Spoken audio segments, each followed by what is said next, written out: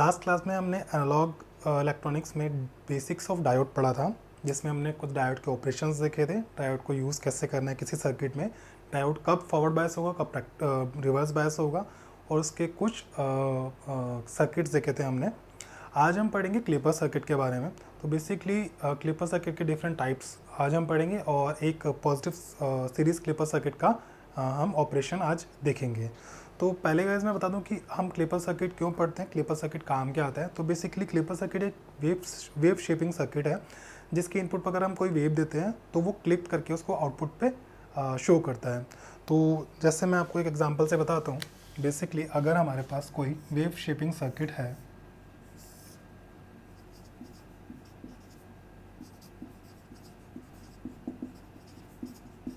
Wave shaping circuit है, उसको हमने कोई इनपुट दिया, मान लीजिए ये कोई इनपुट वेव फॉर्म है, साइनोसॉइडल वेव फॉर्म है, और हमारे पास आउटपुट मिलता है कुछ इस तरह से।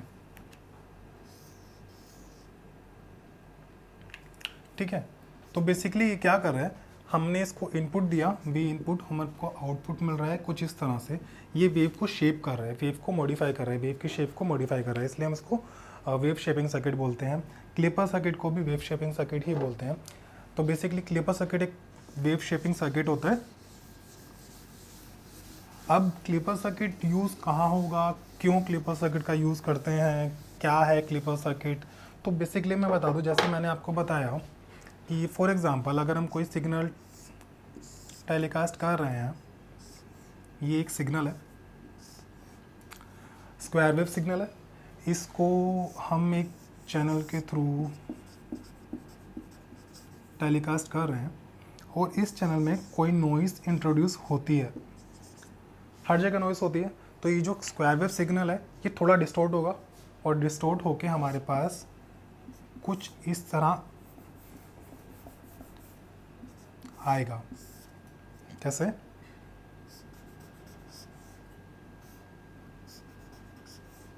तो बेसिकली ये जो हमारे पास है ना, ये डिस्टॉर्शंस है जो नॉइज़ के इंट्रोड्यूस होने के बाद हमारे पास आई हैं। तो इन डिस्टॉर्शन को हमें एलिमिनेट करना है, इन डिस्टॉर्शन को क्लिप करना है। तो बेसिकली हम क्या करेंगे, इस सिग्नल को हम पास करेंगे क्लिपर सर्किट से। क्लिपर सर्किट क्या करेगा, इसका जो ये वाला पोर्शन है ना, वो इसको क्लिप कर देगा। क्लिप करने के बाद हमारे पास जो आउटपुट आएगा वो कुछ इस तरीके से आएगा। So this final output is very similar to input we have given.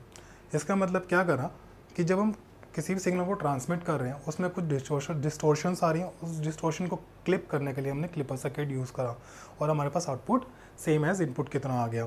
तो ये थोड़ा एक मतलब छोटा सा ओवरव्यू कि क्लिपर सर्किट में हम करने क्या वाले हैं।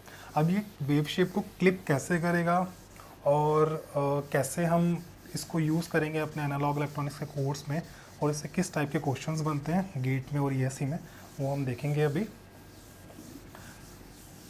थोड़ा सा हम क्लिपर सर्किट का थोड़ी सी क्लासिफिकेशन कर लेते हैं कि कितने टाइप के क्लिपर सर्किट होते हैं, और कैसे कैसे उनके सर्किट डायग्राम्स होते हैं।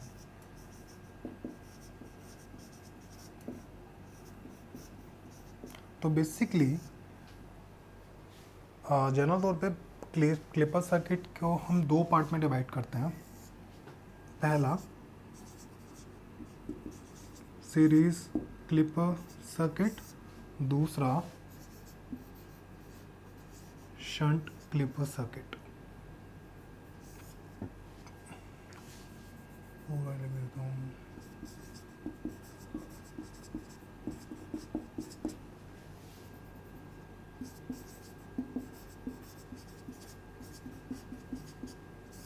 ठीक है, सीरीज क्लिपर सर्किट और शंट क्लिपर सर्किट। अब इसमें क्या है कि सीरीज और शंट हमने नाम क्यों दिया इसको, हम डायोड की ओरिएंटेशन के अकॉर्डिंग किस तरीके से डायोड सर्किट में लगा है, उस बेसिस पे हमने इसको शंट और सीरीज़ का नाम दे दिया। अब हमने सीरीज़ का नाम क्यों दिया, अगर डायोड हमारा हॉरिजॉन्टली लगा है सर्किट में, बेसिकली ये एक सीरीज क्लिपर सर्किट का सर्किट डायग्राम है जिसमें हमारे पास डायोड सीरीज हॉरिजॉन्टली लगा हुआ है। तो अगर ये डायोड हॉरिजॉन्टली लगा हुआ है, जस्ट बिकॉज ये हॉरिजॉन्टली लगा हुआ है, इसका हमने नाम सीरीज क्लिपर सर्किट दे दिया। अगर हम शंट की बात करें तो शंट को शंट का नाम क्यों मिला? ये इसलिए मिला क्योंकि यहाँ पर डायोड को कुछ इस तरह लगाया हुआ है। सिर्फ डायोड की ओरिएंटेशन के अकॉर्डिंग हमने इनको सीरीज और शंट में डिवाइड कर दिया। ये एक रेजिस्टेंस है, ये भी एक रेजिस्टेंस है। तो बेसिकली ये एक टिपिकल सर्किट डायग्राम है सीरीज क्लिपर सर्किट का। अब सीरीज और शंट क्लिपर सर्किट के भी कुछ सब पार्ट्स होते हैं, जैसे कि मैंने ये बताया, ये वाला जो है ये है पॉजिटिव सीरीज क्लिपर सर्किट। अब पॉजिटिव है तो इसका नेगेटिव भी होगा, negative series clipper circuit. Negative में क्या है, ये डायोड की जो डायरेक्शन है वो इस तरफ है, नेगेटिव में ये इस तरफ होगी।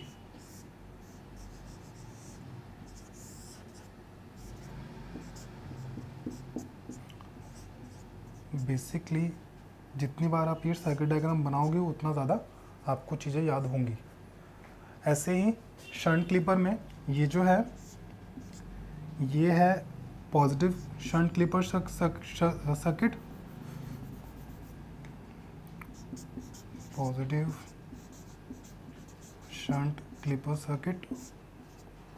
और सेकंड आएगा हमारे पास negative shunt clipper circuit. Negative shunt clipper circuit कैसे बनेगा? Just opposite to positive.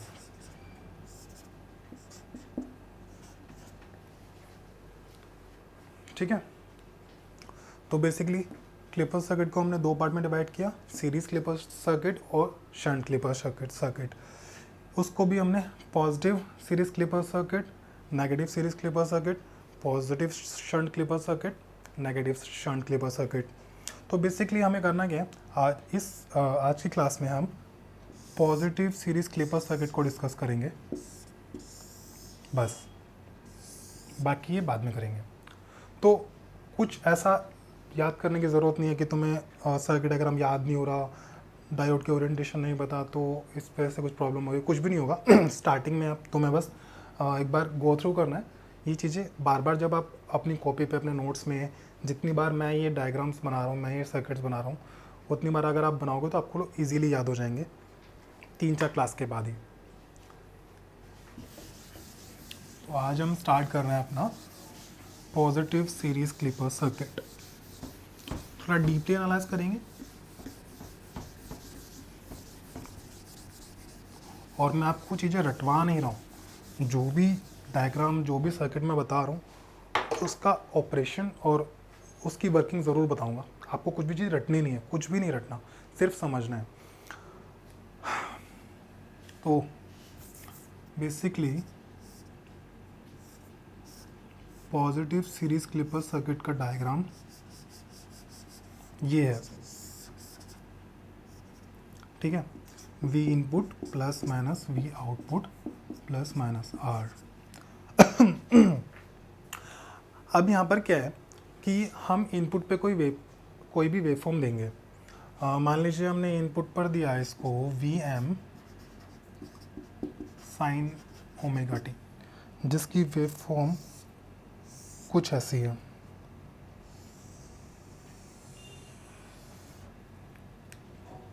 ठीक है,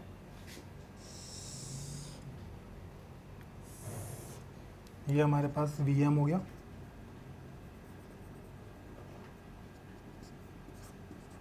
ये हमारे पास माइनस Vm हो गया, V इनपुट। ठीक है, हमने ये वाला इनपुट जो है, ये वाला इनपुट, ये वाली वेवफॉर्म इनपुट की, ये हमने इनपुट पर दी।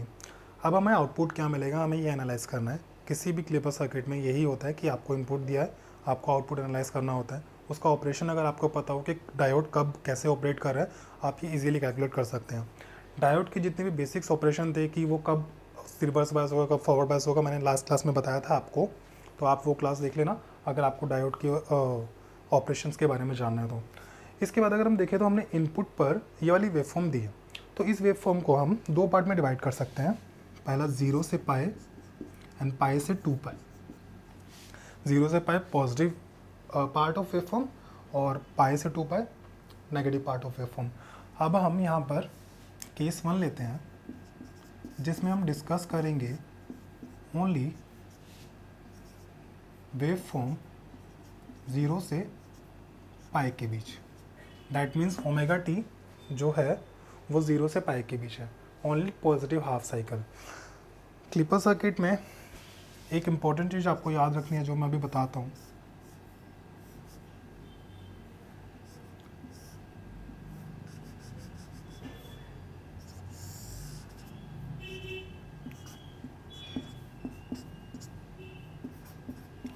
इंपॉर्टेंट बात क्या है जो मैं याद रखने के लिए बोल रहा हूँ, जो आपको हमेशा थ्रू आउट द कोर्स याद रखना है, जब भी आप क्लिपर पढ़ें, क्लैम्पर पढ़ें, जेनर डायोड पढ़ें, सब हर केस में, हर कंसेप्ट में आपको एक चीज़ याद रखनी है कि जब भी हम इनपुट दे रहे हैं किसी भी सर्किट को, उसकी एक पोलैरिटी होती है जो मैंने यहाँ पर लिखी हुई है प्लस माइनस। तो कभी भी ये जो पोलैरिटी है ना, ये चेंज नहीं करनी है।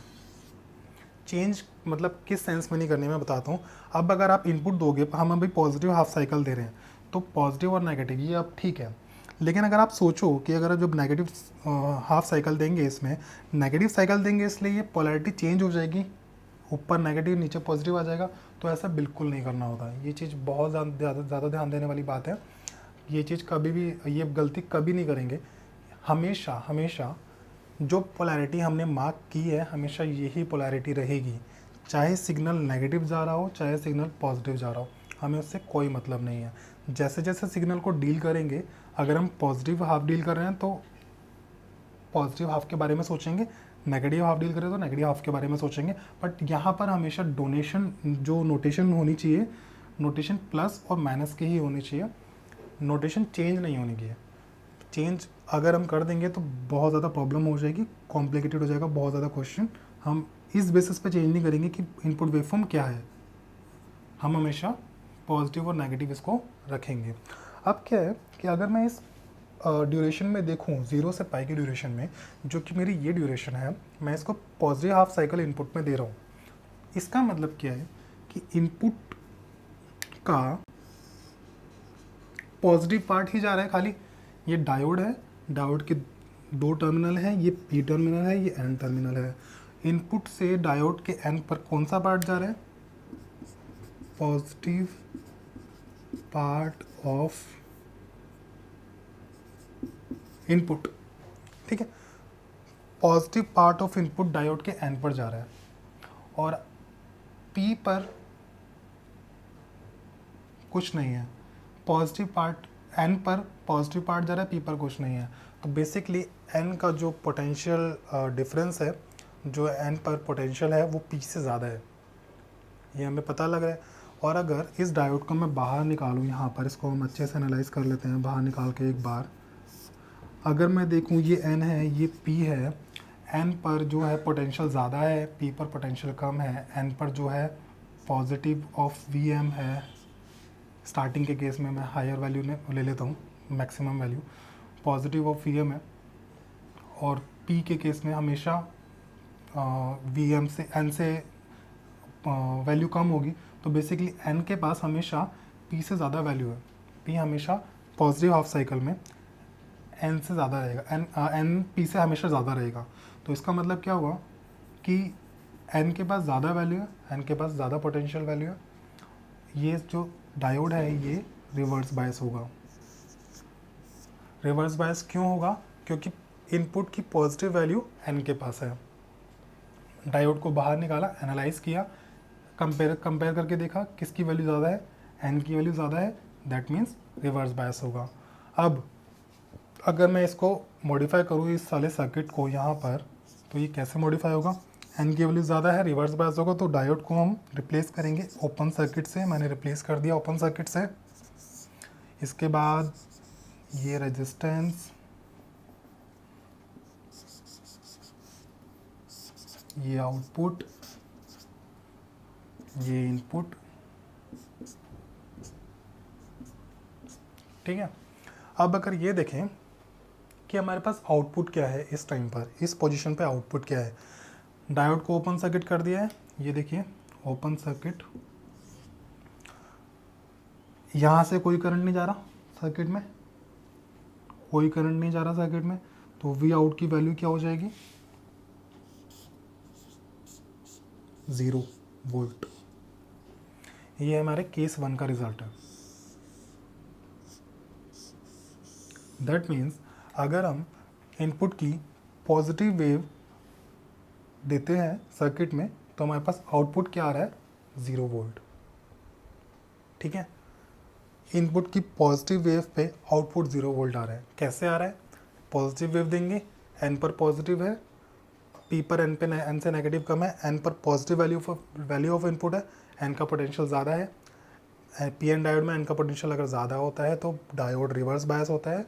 लास्ट क्लास में मैंने बताया था डायोड रिवर्स बायस है तो उसको ओपन सर्किट से रिप्लेस करते हैं। अगर आइडियल डायोड है तो डेफिनेटली आइडियल डायोड है। डायोड के बारे में कोई स्पेसिफिकेशन नहीं दी, इसका मतलब वो आइडियल है, बाय डिफॉल्ट डायोड आइडियल दिया हुआ है यहाँ पर। आइडियल डायोड को हम ओपन सर्किट से रिप्लेस करते हैं, ओपन सर्किट से रिप्लेस किया, उसके बाद चेक किया कि आउटपुट की वैल्यू क्या है, आउटपुट की वैल्यू क्या है, 0। क्यों, क्योंकि यहाँ से कोई भी करंट नहीं जा रहा है, इस पोर्शन में 0 करंट फ्लो हो रहा है और आउटपुट की वैल्यू हो गई 0। ठीक है, तो केस 1 का रिजल्ट मेरे पास आया 0। हम केस 2 के बाद, केस 1 के बाद केस 2 पे जाते हैं। केस 2 हमारा कहाँ से कहाँ तक है, पाई से 2 पाई तक। पाई से 2 पाई वाले कौन सा पोर्शन हो गया, ये वाला पोर्शन, ये पाई से 2 पाई का पोर्शन है जिसको हम अब स्टडी कर रहे हैं, ये वाला negative half cycle. Negative half cycle अगर हम इनपुट पे देंगे तो पहले तो आप सर्किट डायग्राम बनाओ। एक्चुअली सर्किट डायग्राम जितनी बार आप बना सकते हो उतनी बार बनाओ, जितने ज़्यादा सर्किट डायग्राम बनाओगे उतने ज़्यादा सर्किट डायग्राम याद होगा। आलस मत करो इस चीज़ में, थोड़ा लेंथी लग रहा है lecture, but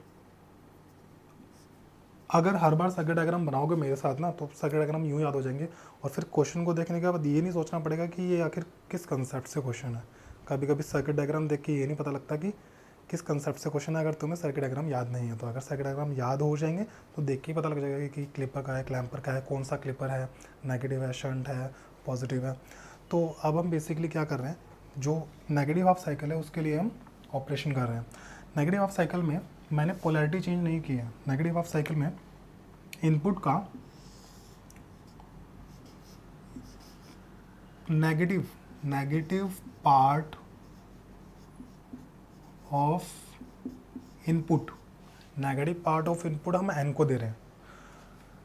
negative part of input N को दे रहे हैं। अगर मैं इस डायोड को बाहर निकालूं, इस डायोड को मैंने बाहर निकाला, एन पी।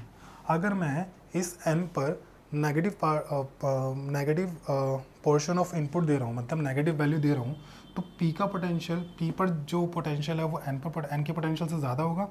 और यही कंडीशन है फॉरवर्ड बायस की पी एन डायोड में कि अगर पी का पोटेंशियल एन से ज़्यादा है तो डायोड कंडक्ट करेगा। यहाँ पर देखो मैंने पोलैरिटी चेंज नहीं की है, पोलैरिटी सेम रखी है, इनपुट की पोलैरिटी लिखने में सेम रखी है। बट अगर मैं इनपुट को देखूँ तो यहाँ पर मैं किस वाले इनपुट से डील कर रहा हूँ, जो नेगेटिव पार्ट का इनपुट है, नेगेटिव पार्ट से डील कर रहा हूँ। नेगेटिव पार्ट से डील कर रहा हूँ तो नेगेटिव ही कनेक्टेड होगा एन से, क्योंकि ये एन से कनेक्टेड है नेगेटिव पार्ट, इनपुट का नेगेटिव एन से कनेक्टेड है। लिखा मैंने पॉजिटिव है, लिखना आपको सेम ही है, लिखना हमेशा पॉजिटिव नेगेटिव यही नोटेशन रखनी है, नोटेशन चेंज नहीं करनी है थ्रू आउट द, जब तक हम क्लिपर क्लैम्पर पढ़ते हैं नोटेशन चेंज नहीं करनी है, नोटेशन सेम रहेगी। बस दिमाग से सोचना है, अपना विजुलाइज करना है कि इस पोर्शन में, इस वाले पोर्शन में पाई टू 2 पाई में हम कौन सा इनपुट दे रहे हैं, पॉजिटिव दे रहे हैं कि नेगेटिव दे रहे हैं। तो ऑब्वियसली हम नेगेटिव इनपुट दे रहे हैं। नेगेटिव पार्ट अगर मैं एन को दूंगा तो डायोड कंडक्ट करेगा ना, डायोड कंडक्ट करेगा, तो इसको हम रिप्लेस कर देंगे शॉर्ट सर्किट से। शॉर्ट सर्किट से रिप्लेस कर देंगे तो ये जो सर्किट डायग्राम है ये हमारा बन जाएगा कुछ ऐसा।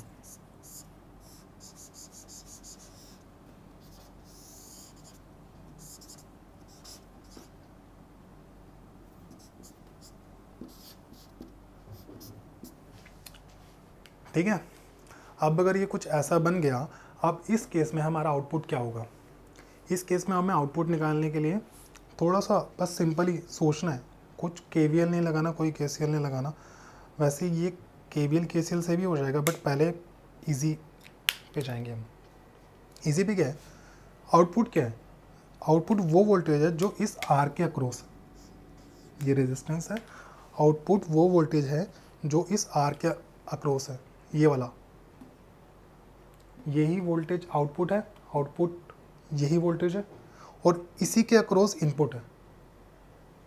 दैट मीन्स अगर मैं देखूं तो आर, वी आउटपुट और वी इनपुट, ये 3 पॉइंट, एक ये वाला पॉइंट, एक ये वाला पॉइंट और एक ये वाला पॉइंट, ये तीनों पॉइंट आपस में पैरेलल है। कोई एलिमेंट बीच में नहीं है ना, कोई भी एलिमेंट इन तीनों पॉइंट के बीच में नहीं है, इसका मतलब ये तीनों पैरेलल है। और हमें क्या पता है, पैरेलल में हमेशा वोल्टेज इक्वल होती है, सेम होती है। तो इसका मतलब क्या हुआ, जो वोल्टेज आउटपुट की है वही वोल्टेज आर के क्रॉस है और वही वोल्टेज इनपुट की है। दैट मीन्स वी आउटपुट हमारा कितना आ गया, वी इनपुट के बराबर आ गया। ये हमारा केस 2 का रिजल्ट है। इसमें कोई डाउट नहीं है कि आउटपुट वोल्टेज आर के पैरेलल जो वोल्टेज है वही है और वही इनपुट की वोल्टेज है, तो output is equal to input आ गया। सेम आउटपुट यहाँ पर 0 है, क्यों? कोई करंट सर्किट में फ्लो नहीं हो रहा, आउटपुट 0 है। ये रहा इसका ऑपरेशन, केस 1 और केस 2। हमारी पूरी इनपुट वेवफॉर्म ख़त्म हो गई।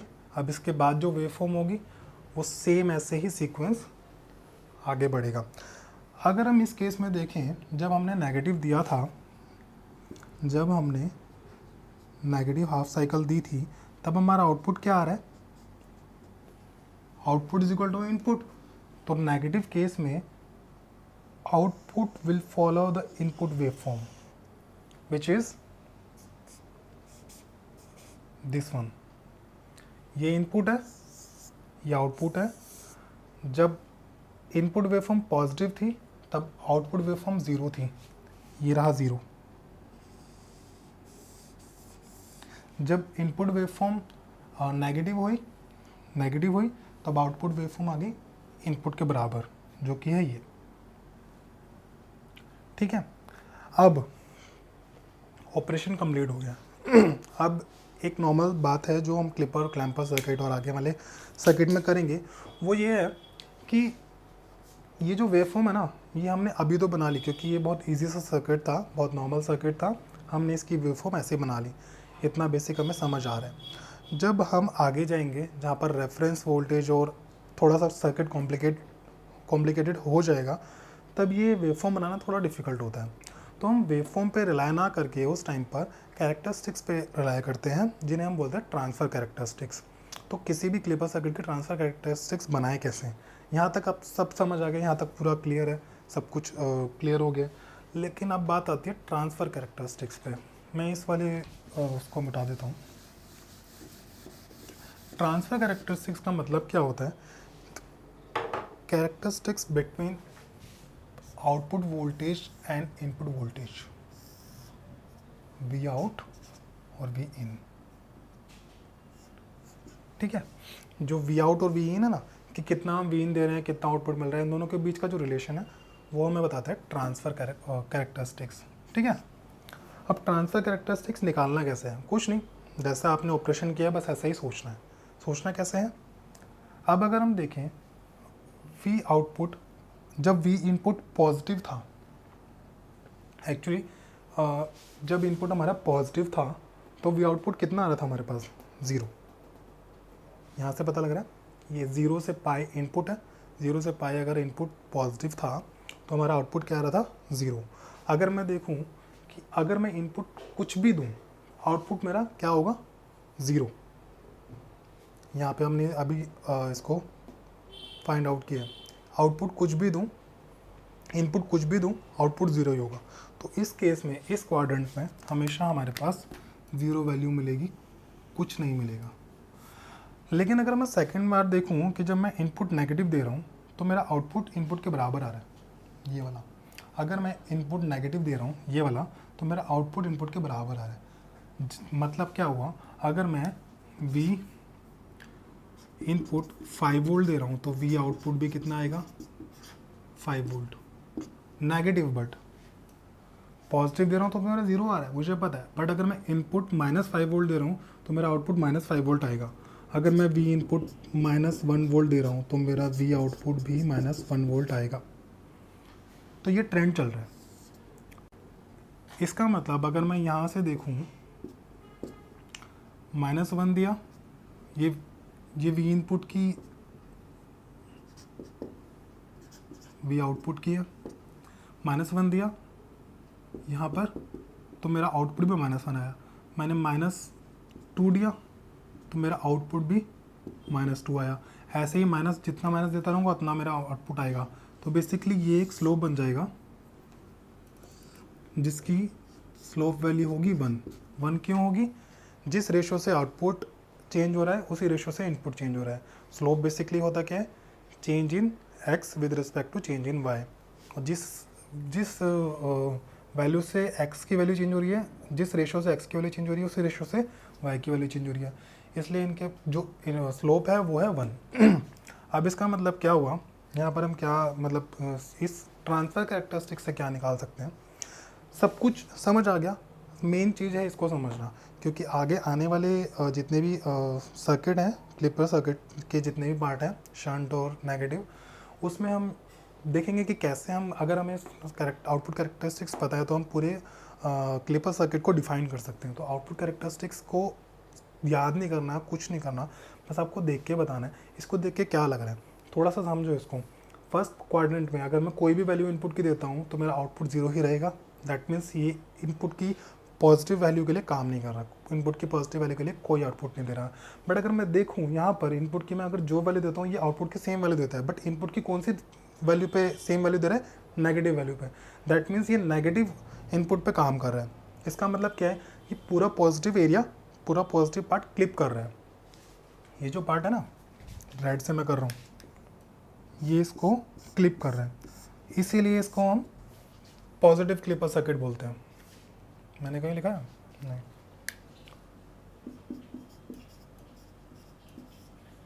पॉजिटिव क्लिपर सर्किट इसीलिए हम इसको बोल रहे हैं क्योंकि पॉजिटिव का पार्ट क्लिप कर रहे हैं। स्टेटमेंट क्या होगी कि पॉजिटिव क्लिपर सर्किट क्या होता है? पॉजिटिव क्लिपर सर्किट वो क्लिपर सर्किट है जो maximum part of positive waveform को क्लिप कर रहा है। Maximum part of positive waveform क्या हो सकता है? पूरी की पूरी पॉजिटिव वेवफॉर्म। तो इसने पूरी की पूरी पॉजिटिव वेवफॉर्म क्लिप कर दी और आउटपुट हमें ला के दे दिया ये वाला। ऐसे ही अगर हम इसको देखें, ट्रांसफ़र कैरेक्टरिस्टिक्स को देखें, तो इससे हमें पता लग रहा है कि ये पॉजिटिव का पूरा पार्ट क्लिप कर रहा है, नेगेटिव का दे रहा है, तो ये पॉजिटिव क्लिपर है। और ऑपरेशन मैंने बता दिया, स्लोप इसका 1 है। स्लोप 1 क्यों है? जितनी वैल्यू इनपुट की चेंज हो रही है उतनी वैल्यू आउटपुट की चेंज हो रही है। So that's it. Positive series clipper circuit आज इतना ही है। इसके बाद हम नेक्स्ट टॉपिक हमारा होगा नेगेटिव सीरीज क्लिपर सर्किट, और तब तक के लिए आप इससे रिवाइज कीजिए। Thank you.